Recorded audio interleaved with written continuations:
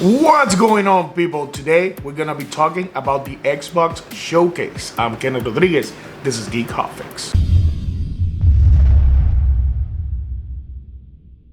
So Microsoft had their showcase.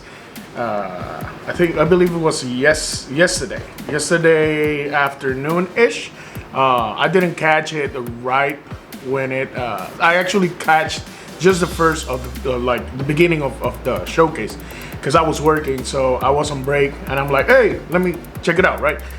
So I just saw like the very first of the showcase, and then after I got off work, I got home and I watched the whole video, right?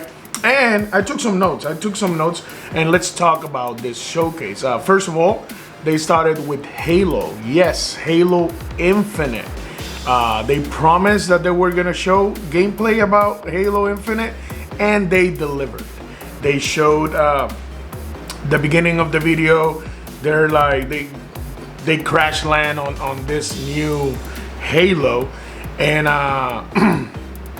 it just goes from the cinematic, which is running in engine. It's running real time. So it goes from the cinematic to the vast world that they show you. And two things. One is that it's immediately you see that it's kind of like open world. It's bigger. It's wider. It's non-linear. They even show you, like, even in the story part that they showed, Master Chief said that there's like three air cannons, right? Surface to air cannons, which were the ones that got you to crash land, and that he has to like destroy them, right? And then they show you a map, and he selects one of them, and then he, goes there. So it's kind of like open world-ish, right? To the point, I think, excuse me, the best way to describe it is kind of like a Gears of War 5 in its open world. I think it's gonna have constraints, but I think that it's gonna be open in that way. The thing is, when you're watching it, there's a lot of pop-up. Like even the grass, you can see the grass like popping up and whatnot. There's some pop-up in the background, which to me, it clearly shows that what they showed was an Xbox One game. It wasn't a game built for the Series X. They promised that they were showing Halo, and they did. They delivered. I like what I saw. It looks like a Halo game. It looks super saturated, almost cartoony in its colors and whatnot. But two things that I enjoyed from what they shown was there's a new enemy in town. That's one, and two, he has a grappling hook, so you can traverse using this grappling hook faster. It's kind of like Sekiro, you throw the grappling hook and get there faster, right? So after that, they showed a CGI trailer of State of Decay 3, which was interesting, but again, it was just a CGI trailer.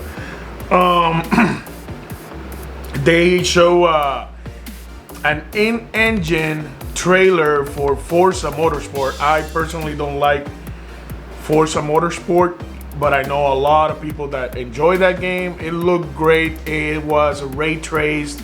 It was running at 60 frames per second. It was running in 4K, apparently. That's what they said. So it's not quite there to be photorealistic, because again, the colors are overly saturated. So yeah, like after that, they showed the rare game Everwild. Now that one caught my attention, but again, it was just like a trailer of some scenes. It was mostly cutscenes that the game has. But it looked like Breath of the Wild. That's what caught my attention. It looked like Breath of the Wild met the Wii U version of The Legend of Zelda. Yes, the Legend of Zelda, the one with the boat, Wind Waker. The Legend of Zelda Wind Waker, where it was still, it looked like a cartoon, but it still looked 3D-ish, the way they lighted the characters. So that one caught my attention. It looked good, but I don't know what it's about because all they showed was cutscenes. So then they went and showed Tell Me Why, which is basically a Life is Strange kind of game, which again I'm not to that game. I don't like those games, so I'm probably not gonna play it. And so far, all these games are gonna come out on Game Pass. Maybe I'll play them because I have Game Pass. So, and that's one thing we're gonna be talking about at the end. Then they showed Ori. They're developing a version for the Series X. Basically, it's running at 120 frames per second. I don't know why we need a version of the game running at 120 frames per second on a console, because most people who have a console are gonna play it on a TV, and not a lot of people has a 4K TV that is 120 plus hertz. So again, basically they're doing it because they can. Then Obsidian showed a couple of their games. They showed actually an RPG that they're playing. They're basically making right now, which was called Avowed, and that one looked interesting. But again, it was just a CGI trailer. It wasn't actual gameplay. So another one that they showed was As Dusk Falls. It's an interactive game. Looks very indie. I didn't like the transition. Like, you could have moved the character. This is just pictures, but the background moves. So again, not my cup of tea, but seems interesting. Again, it's gonna come out in Game Pass. I might try it out. Hellblade 2, they didn't show anything at all other than the scenes that they already shown us before. They only said that they're creating an Unreal Engine 5. That was the big news on Hellblade 2. Oh, we're making it with Unreal Engine 5. After that, they showed Psychonauts 2 from Double Fine, which I kind of hated the announcement because they used Jack Black, and when they showed Jack Black, I'm like, shit. They're gonna announce a sequel to Brutal Legend. Like, we need a sequel to Brutal Legend. And there's Jack Black, and no, he's just singing a song for Psychonauts 2, which it was definitely Xbox One footage. Like, there's no question whatsoever that was Xbox One. Like, it wasn't Series X, right? Bungie then showed that they're developing Destiny 2, like a version for the Series X, right? And then they said that Destiny 2 is gonna come out November 10th, 2020, which I found really interesting because there's no mention whatsoever on the release date of the Xbox Series X console, right? There's been rumors that it's gonna come out in November, but if they're saying that they're developing a version of Destiny 2, and this version basically it's gonna come out on November 10th, does that mean that the Xbox Series X is coming out November 10th? Like, it was interesting for them to say that. Then Stalker 2, that one looked like really good. I would say that was definitely Series X or just PC, which probably was PC. I mean, the Series X is not out yet, so, and it didn't say in engine and anywhere, right? So then we had a CGI trailer of Warhammer 40K Dark Tide. It looked very Left 4 Dead-ish, so interesting to see where they go with that. I'm definitely interested. Then they showed Tetris, which was like it didn't even need to be there. And then the Gunk, that one looked like actual gameplay. It somewhat reminded me of Kena or Kenna, the one that they showed on the PS5 showcase. Like the one with the little girl looked like really like My Neighbor Totoro-ish, right? But yeah, like I think that was the Kenna of the presentation. Something cute, you know, with some gameplay, with some actual gameplay, and it looked good. Like the style that they're using looked really good. And then the medium, that one looked like it was Series X. That one looked like it was gameplay. It looks very Silent Hill-ish. It looks super interesting because they're showing you, like, at the same time, it's telling you that the two worlds are being rendered at the same time. So is it that you can go back and forth, like it's just a press of the button and you can go back and forth between the two worlds? Is it instances where you switch? Like, what's going on? So again, it looked very Silent Hill, like the first Silent Hill, and that's a good thing. That's a good thing, at least for me. But it looked good. It looked interesting. Again, it's gonna come out on Game Pass. Then they showed Phantasy Star Online. I think it was Phantasy Star Online 2. That was totally Xbox One. And then Crossfire. Now that one caught my attention as well. Looks really good. Remedy is helping out. But yeah, like that was the gist of the presentation. But I have to say a couple of things. One, a lot of people are not talking about this. All these games you're gonna get in Game Pass. Like, if you have Game Pass, especially Ultimate, I think it's like $1 for the first month, and then it's $14.99 for every month afterward.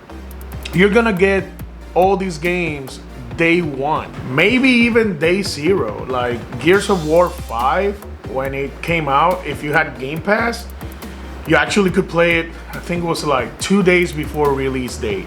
So yeah, like again, $1, and it has, like, sometimes they got offers where like you can buy the whole year for $5. So I don't know the prices, but they got deals. But anyways, if you're just paying $14.99 for the Game Pass, you're getting all these games day one. No one's talking about this. I think this is just imagine if you're paying for a service like HBO Max, like Disney Plus, like Netflix, right? Hulu, Amazon Prime, and a movie comes out in theaters and you can watch it in your house the same day. Tenet comes out in theaters, you can watch it in your house. You don't have to buy the movie. It's already included in the service. Just imagine that. A movie that is going for theaters comes out in HBO Max or Disney Plus the same day. Let's say Mulan. Mulan comes out in theaters and you can watch it in your house that same day. And since you're paying for Disney Plus, you don't have to buy the movie. So this is what Game Pass is. You can download the game, you can play the game day one. For example, when Halo Infinite drops, you can play it on PC, you can play it on Xbox One, you can play, like, if the Series X is already out, you can play it on Series X. You have Game Pass, you download it, and you play it day one.